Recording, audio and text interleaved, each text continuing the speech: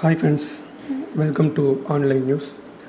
இன்றைக்கு நம்ம எதை பற்றி பார்க்க போகிறோம் அப்படின்னா, தமிழகத்தை அச்சுறுத்தி கொண்டு இருக்கக்கூடிய ஒரு புயல். அந்த புயலை தான் இன்றைக்கி நம்ம பார்க்க போகிறோம்.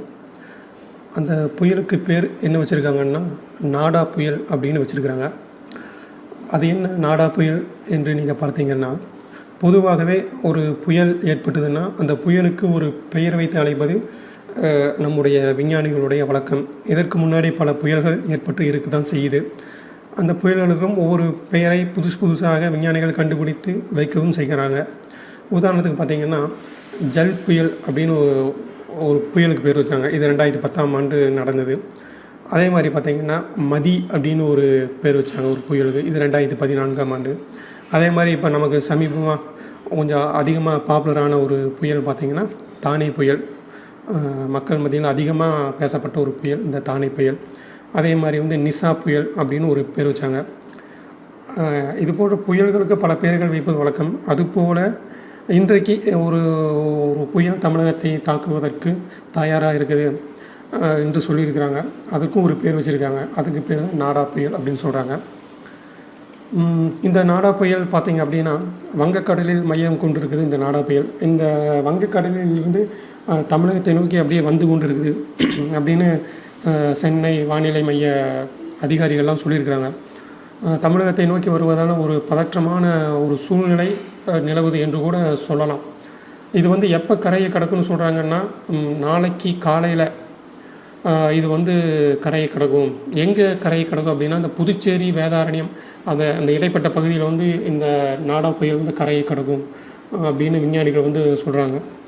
அதனால் தமிழகத்திலேயே பொதுவாக மழை பெய்வதற்கான வாய்ப்பு ஓரளவுக்கு இருக்குதுன்னு சொல்கிறாங்க. குறிப்பாக இந்த கடலோர மாவட்டங்களில் கனமழை பெய்வதற்கான வாய்ப்பு கூடுதலாக இருக்குது அப்படின்னு சொல்கிறாங்க. பட் கன்ஃபார்மாக நடக்குமானா இதெல்லாம் கன்ஃபார்ம் 100% சொல்ல முடியாது.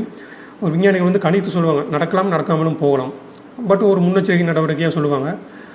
இது நாளைக்கு கரையை கடக்கும். அதனால் கடலோரம் இருக்கக்கூடிய இந்த மாவட்டங்களில் கொஞ்சம் ஜாக்கிரதையாக இருந்துக்குங்க, மக்கள் கொஞ்சம் பாதுகாப்பாக இருந்துக்குங்க அப்படின்னு ஒரு அறிவுரையை சொல்லியிருக்கிறாங்க.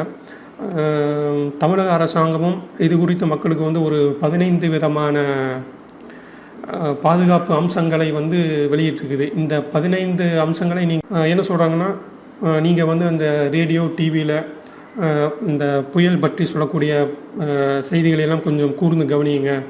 அதில் ஏதாவது முக்கியமான விஷயம் சொல்லப்பட்டால் அதுக்கு தகுந்த மாதிரி நீங்கள் செயல்படுங்க. அந்த முக்கியமான விஷயத்தை அடுத்தவர்களுக்கும் சொல்லுங்கள். அதனால் அடுத்தவர்களுக்கும் பயன் கிடைக்கும் அப்படிங்கிறாங்க. அது மட்டும் இல்லாமல் ரேடியோவில் டிவிலையும் கேளுங்க அப்படின்னு சொன்னதோடு நிப்பாட்டாமல், பொதுவாக ரேடியோவில் டிவியில் என்ன வேணால் சொல்லுவாங்க, அந்த புயல் அப்படி வருது இப்படி வருது அப்படின்லாம். அதனால் நீங்கள் அவங்கவுங்க சொல்கிறதெல்லாம் நம்பி தேவையில்லாமல் ஒரு பீதிக்கு உள்ளாக வேண்டாம். அப்படிங்கிறனால அதிகாரப்பூர்வமாக அறிவிச்சிருக்காங்களா அந்த செய்தியை மட்டும் நீங்கள் நம்புங்க.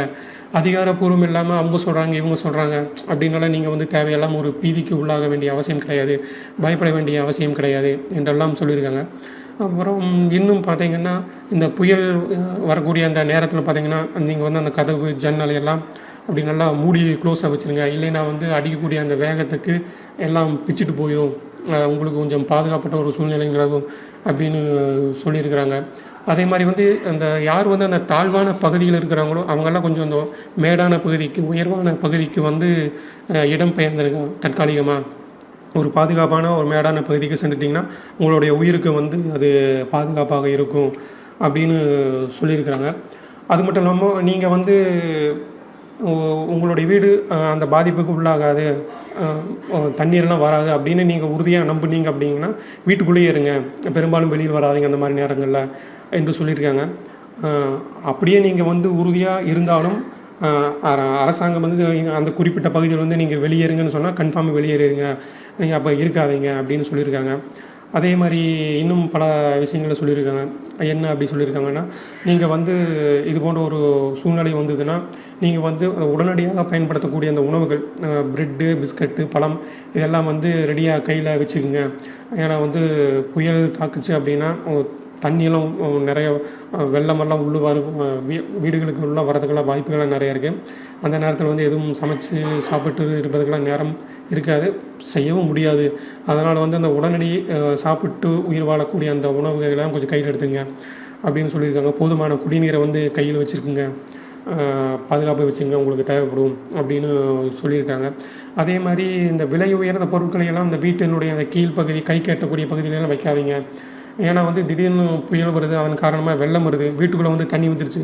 நீங்கள் வந்து அந்த விலை உயர்ந்த பொருட்களை வந்து கீழே பீரோவில் இல்லை கைக்கு எட்டக்கூடிய பொருளை வச்சுருந்தீங்கன்னா அந்த தண்ணியில் மூழ்கிருச்சுன்னா அது வந்து உங்களுக்கு பாதிப்பு அடைவதற்கான வாய்ப்பு இருக்குது. சில நேரங்களில் வந்து தண்ணி அந்த அடிச்சுட்டும் கூட போயிடும்.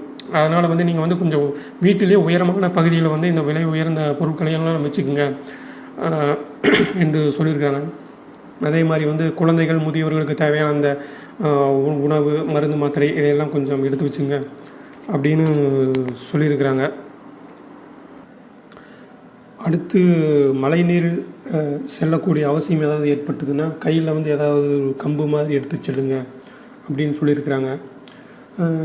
இது வந்து எதுக்காக சொல்லியிருக்காங்க அப்படின்னா, நம்ம அந்த மழை நீரில் ஏதாவது ஒரு பூச்சி, ஈச்சி, அதாவது ஒரு பாம்போ, ஒரு தேள் போன்றவை ஏதாவது வந்ததுன்னா நம்ம கையில் இருக்கக்கூடிய அந்த கம்பை வைத்து நம்மை தற்காத்து கொள்ளலாம். அது மட்டும் இல்லாமல் மழை நீரில் போகும்போது சில இடங்களில் வந்து பள்ளமாக இருக்கும், குழியாக இருக்கும். அது தண்ணி தேங்காமல் இருந்ததுன்னா நமக்கு தெரியும். அந்த இடத்துல தண்ணி இல்லை அப்படின்னா நம்ம வந்து தெரியும். அதை நம்ம கரெக்டாக பார்த்து செய்வோம், விலகி போயிடுவோம். தண்ணியெல்லாம் நிரம்பி இருக்கக்கூடிய ஒரு நேரத்தில் அது வந்து அந்த ஒரு வழியில் வந்து தண்ணி இருக்குதா, இல்லை அந்த இடத்துல குழி ஏதாவது இருக்குதா, குழி இல்லையா அப்படின்னு நமக்கு தெரியாது, தண்ணி வந்து நிரம்பி இருப்பதால். அது மாதிரி இருக்கக்கூடிய நேரத்தில் நம்ம குச்சியை பயன்படுத்தி நம்ம அந்த இடத்துல ஏதாவது குழி இருக்குதா, உள்ள ஏதாவது ஒரு பள்ளம் மாதிரி போதா அப்படின்லாம் கொஞ்சம் பார்த்துக்கலாம். அதுக்காக வந்து இது யூஸ் ஆகும். அதே போல் வந்து ஏதாவது ஒரு இந்த கம்பி ஏதாவது அருந்து இருந்ததுன்னா அந்த கம்பியை வந்து தொடாதீங்க அப்படிங்கிறாங்க. அதே போல் வந்து அந்த சில நேரங்களில் வந்து மின்கம்பி கொஞ்சம் தளர்வாக இருக்கும். அந்த மின் கம்பங்களிலிருந்து அந்த கம்பி வந்து கொஞ்சம் தளர்வாக இருக்கும், சில நேரங்கள் அருந்திருக்கும். இது போன்ற நேரங்களிலெல்லாம் அந்த கம்பிகளை வந்து தொடாதீங்க. அப்படி தொடாமல் இருப்பது தான் உங்களுக்கு நல்லது. ஏன்னா சில நேரங்களில் வந்து அதில் சாக்கடிப்பதுக்கு உங்களுக்கு வாய்ப்பு இருக்கும் என்றெல்லாம் சொல்லியிருக்கிறாங்க.